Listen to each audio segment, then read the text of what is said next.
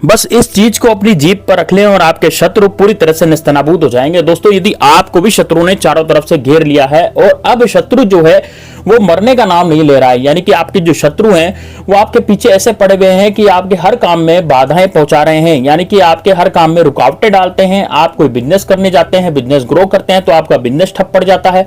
आप कोई नौकरी करने जाते हैं तो नौकरी में अड़चने आ जाती है। आप कोई भी कार्य करने जाते हैं तो उसमें आपको रुकावटों का सामना करना पड़ता है। तो दोस्तों ये वाला वीडियो केवल आपके लिए होने जा रहा है, इसलिए इस वीडियो को जरूर ध्यान से देखिएगा और लास्ट तक जरूर देखिएगा। यदि आपका शत्रु आपसे लड़ाई झगड़े करता है, आप पर झूठे कोर्ट कचहरी के केस में आपको फंसा दिया है, यानी कि आप पर झूठा मुकदमा कर दिया है, प्रॉपर्टी का कोई केस आपके जीवन में चल रहा है और वो शत्रु जो है वो आपकी प्रॉपर्टी को हथियाना चाहता है, या फिर आपके जीवन में शत्रु जो है उन्होंने इतनी ज्यादा बाधाएं मचा रखी है कि आप अपना कार्य भी नहीं कर पा रहे हैं, यानी कि आप रोजमर्रा के कार्य भी करने जाते हैं तो उनमें भी आपको अड़चने आ जाती है, या फिर आपके परिवार में कोई ऐसा सदस्य है जो अचानक से बीमार पड़ गया हो, या फिर सदस्य की मौत हो गई हो, या फिर कोई ऐसा सदस्य जो आपके जीवन में बहुत ज्यादा अच्छा था, आपका सदस्य जो था वो लड़ाई झगड़े करने लग गया हो, यानी कि आपके घर परिवार में अचानक से लड़ाई झगड़े होने लग गए हो, यानी घर का माहौल जो है वो पूरा का पूरा खराब हो गया हो। तो दोस्तों इस वीडियो को लास्ट तक जरूर दिखेगा, क्योंकि आज मैं ऐसा उपाय बताने जा रहा हूं। केवल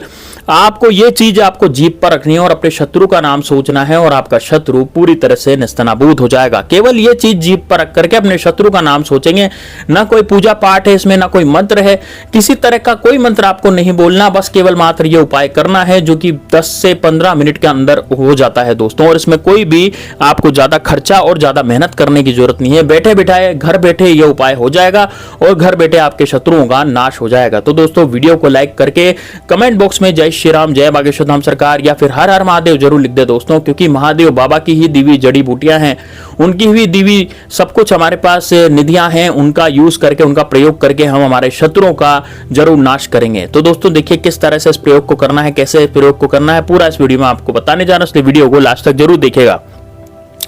दोस्तों सबसे पहले तो आपको क्या लेना है, अब इसमें आपको सबसे पहले इस प्रयोग को करना कब है, तो दोस्तों इस प्रयोग को करने के लिए आपको गुरु, शुक्र या शनि या फिर मंगल, ये 4 दिन ऐसे हैं जब आप इस प्रयोग को कर सकते हैं।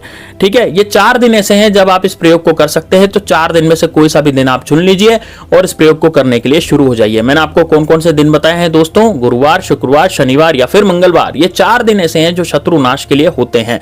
अब इस प्रयोग को करना कब है, तो दोस्तों देखिए इस प्रयोग को इस समय करना है जैसे रात्रि के समय, जब आप सोने जा रहे हो, बिस्तर पर बैठे हो, अब आप बस सोएंगे, आप कहीं नहीं जाएंगे, तो उस समय इस प्रयोग को करना है। उस समय आपको कहीं जाने की भी जरूरत नहीं है, केवल मात्र आपको ये आपको जीभ पर रखना है, जीभ पर रख करके बस आपका शत्रु का नाम लेना है, सोचना है और आपका शत्रु वहीं नेस्तनाबूद हो जाएगा 24 घंटे के अंदर अंदर। दोस्तों इसका असर आपको देखने के लिए मिलेगा, आप खुद देखेंगे कि आपके शत्रु किस तरह से बर्बाद हो गए हैं और किस तरह से उनका नाश हो गया है।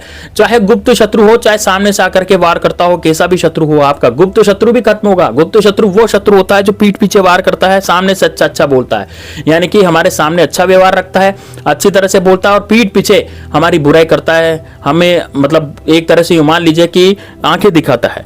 तो दोस्तों यदि तांत्रिक क्रियाओं द्वारा भी उसने हम पर कुछ करवा दिया होगा, कुछ अनहोनी घटनाएं ऐसी हमारे साथ हो रही है जो कि शत्रु हमारे पीछे पड़े हुए, तो यह प्रयोग निश्चित रूप से बनता है दोस्तों। अब इसमें आपको क्या क्या चाहिएगा दोस्तों, देखिए काली मिर्च आपने जरूर देखी होगी, काली मिर्च का जो पाउडर होता है, यानी कि एक तो काली मिर्च के दाने आते हैं, एक काली मिर्च को पीसते के बाद उसका पाउडर आता है। तो दोस्तों काली मिर्च का जो पाउडर है वो आपको लेना है, यानी कि काली मिर्च का पाउडर आप ले लें। उसके बाद आपको लेना है शहद।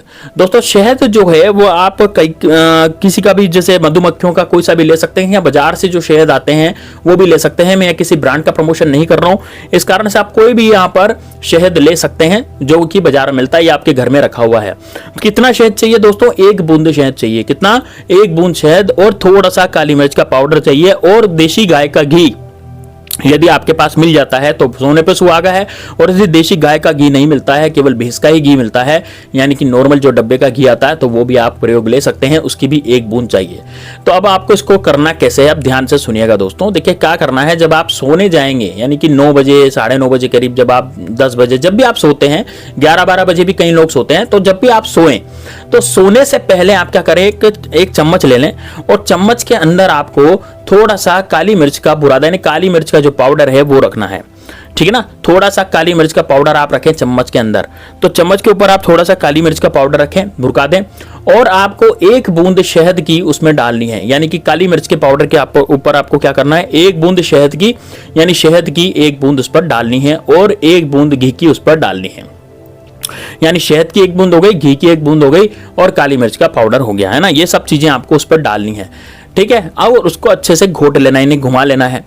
अब दोस्तों अब आपको क्या करना है, देखिए इस चम्मच को आपको सामने से, जैसे आपकी अनामिका उंगली होती है ना, चम्मच सीधे हाथ से आप पकड़ेंगे, यानी कि चम्मच को आपको पकड़ना है सीधे हाथ से, और आपकी जो उल्टे हाथ की, यानी बाएं हाथ की जो अनामिका उंगली है, अनामिका उंगली कौन सी होती है, इसको बोलते हैं दोस्तों मिडिल फिंगर, है ना। मिडिल फिंगर जिससे हम तिलक लगाते हैं ना, वो सबसे लंबी उंगली, यानी आपके हाथ की जो सबसे लंबी उंगली है उसको लें आप, और उस उंगली से इस पूरे आप इसको, जो आपने ये काली मिर्च का पाउडर और घी डाला था 1 बूंद, और 1 बूंद इसमें शहद डाली थी, उस सबको पूरी उंगली में लेकर के, पूरा का पूरा जो है, पूरा जितने भी चम्मच में जो भी है वो सब एक उंगली में लेकर के आपको जीभ पर रखना है, और जीभ पर रख करके मुंह बंद कर लेना है, और उंगली को बाहर निकाल लेना है। यानी कि ये चीज आपको जीभ पर रखनी है 5 मिनट।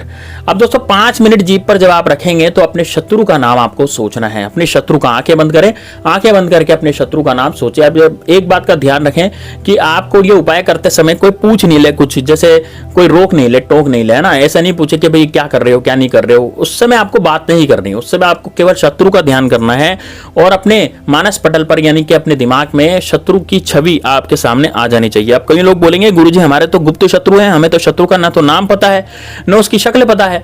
तो यदि आपको नाम और शक्ल नहीं पता और आपके गुप्त शत्रु आपके पीछे लगे हुए हैं, तो आप ऐसी अनहोनी घटनाओं को याद करेंगे जो आपके साथ बीती हैं। यानी कि मान लीजिए हो सकता है कि आपके परिवार का किसी का एक्सीडेंट हो गया हो, कोई परिवार का कोई व्यक्ति अचानक से बीमार पड़ गया हो, परिवार में कोई अचानक से लड़ाई झगड़े करने लग गया हो, कोई सदस्य अचानक से मर गया हो, किसी की तबीयत बिगड़ गई हो, या फिर किसी को ऐसा हो गया हो कि इस व्यक्ति को बहुत ज्यादा बुरी नजर लग गई है, या फिर किसी बुरी शक्ति का प्रभाव उस व्यक्ति पर हो, या फिर आपको ऐसा लगता हो आपके घर में डर सा लगता हो, कुछ भी, जो भी आपके मन में, जो भी आपके साथ हो रही है अनहोनी घटनाएं। देखिए दोस्तों, जो अनहोनी घटनाएं होती है ना, वो व्यक्ति के साथ होती है तो उसी को पता रहती है, वो दूसरे व्यक्ति को पता नहीं लगेगी, क्योंकि अपनी अपन ही जानते हैं।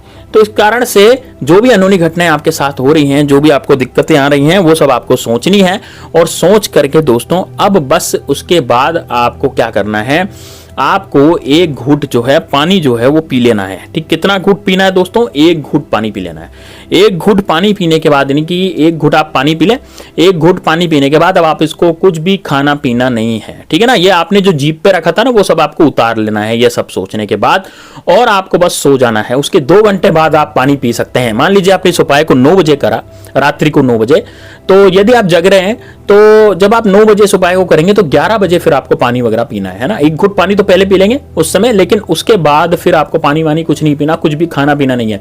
फिर आप 11 बजे के बाद आप खा सकते हैं, ठीक है ना। इस तरह से आपको ये करना है। ये प्रयोग बड़ा जबरदस्त है दोस्तों, तंत्र क्रियाओं में इस तरह का लाल किताब में भी प्रयोग लिखा हुआ है। इस तरह का प्रयोग से आप अपनी बीमारी को भी पार पा सकते हैं। आपके ऊपर जो शत्रु ने क्या कराया करवा रखा होगा वो भी खत्म होगा। साथ ही में दोस्तों, आपके शत्रु कुत्ते की मौत करेंगे, यानी कि आपके शत्रु पूरी तरह से रोएंगे, गिड़गिड़ाएंगे, पछताएंगे और एक रात में मरेंगे। तो दोस्तों इस उपाय को जरूर कीजिएगा। चलिए दोस्तों, मिलते हैं नेक्स्ट वीडियो में, तब तक के लिए जय श्री राम, जय बागेश्वर।